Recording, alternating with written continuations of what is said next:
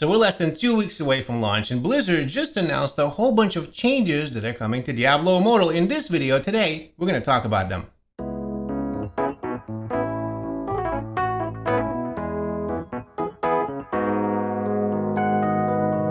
Good morning, good afternoon, and good evening, ladies and gentlemen. My name is Captain Nemo. Welcome to another Diablo Immortal video. Today, we're going to be talking about the latest and hottest news off the press. Immortal just came out with a metric ton of changes that I'm about to outline for you in this video. Also, at the end of the video, I'll answer a question that I've been getting a lot in the last 2 weeks. There have been no videos. Well, we also now find out there's going to be a dungeon in it. A new dungeon that's actually a first one in DI that's set in hell. The dungeon is called Pit of Anguish. There's also a new zone mechanic called Hellgates that's going to allow you to party up with others and basically send demons back to these gates where they came from and clear them from the area, which will give you, of course, more loot. It's just another zone mechanic like there are in other zones. That's really exciting. So next, let's talk about character customization, because now you can change everything about your character that you like, and it basically carries across the entire game. Any of the 3D models. So when you're running around the West March or out there in the world, if you're in the Wall of Honor, basically anywhere except for cutscenes, that is going to be available to you. So you can now change your character to look specifically the way that you want, like you can in a lot of other games. This is a really cool change. I love this. So now let's talk about warbands, because they're getting a whole new menu, a new way to communicate, their own leaderboards, and even stash. What am I talking about? So a whole new menu for the warbands, as well as being able to chat with each other. So that's great. On top of that, the board where you and your warband buddies will be able to compete against. And the top warbands in that leaderboard will be able to get extra scoria.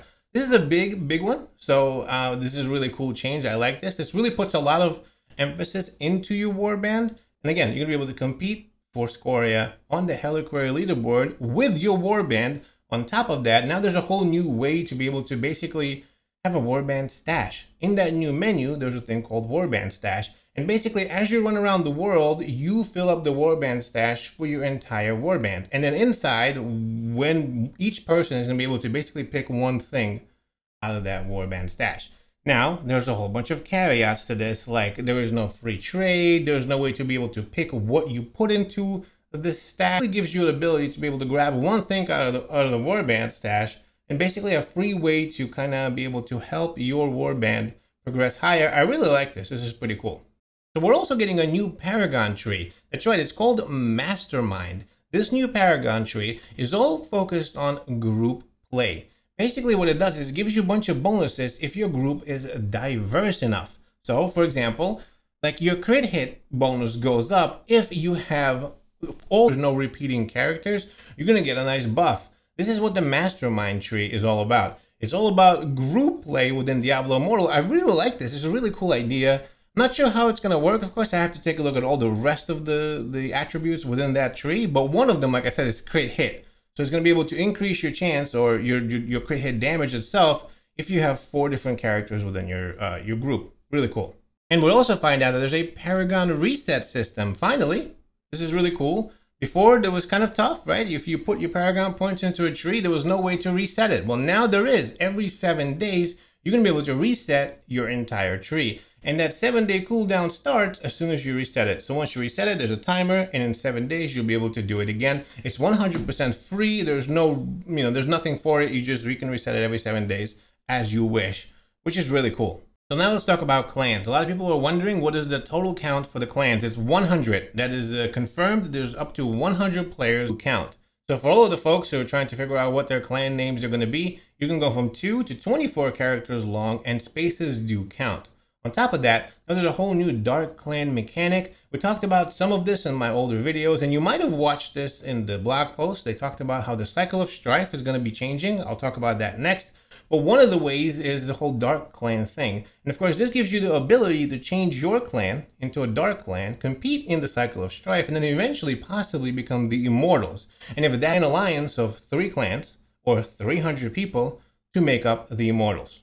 That's kind of how it works. Let's talk about the Cycle of Strife. So right off the bat, the first cycle has actually been extended. So when you jump into Diablo Immortal, the first Immortals are NPCs, and you as a player has to jump in, join the shadows, and then overtake them as the Immortals. The first time you do that is going to be 3 weeks versus 2.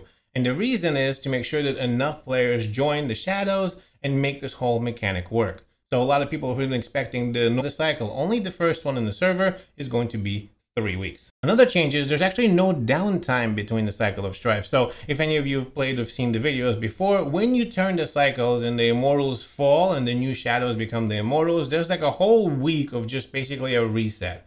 Just hanging out. You can't join the Shadows, you can't join the Immortals, everybody's just kind of go happy together.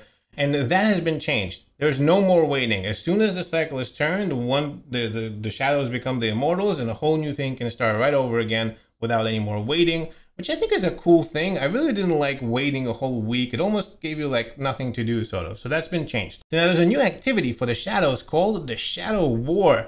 Really exciting. So you're gonna be able to sign a system that's designed to do this. It's actually really cool. A lot of people have complained about the whole Dark Clan or Dark House before and how it was set up. Like the biggest one automatically became #1. Well, now you have to fight for it. There's no more like of just being the biggest one or having the most experience or having the most players. It's about fighting. And this is done through the Shadow War. It's really cool. You'll have to sign up for it. And this is what is going to determine the top 10 Dark Clans that are going to go into the Cycle of Strife.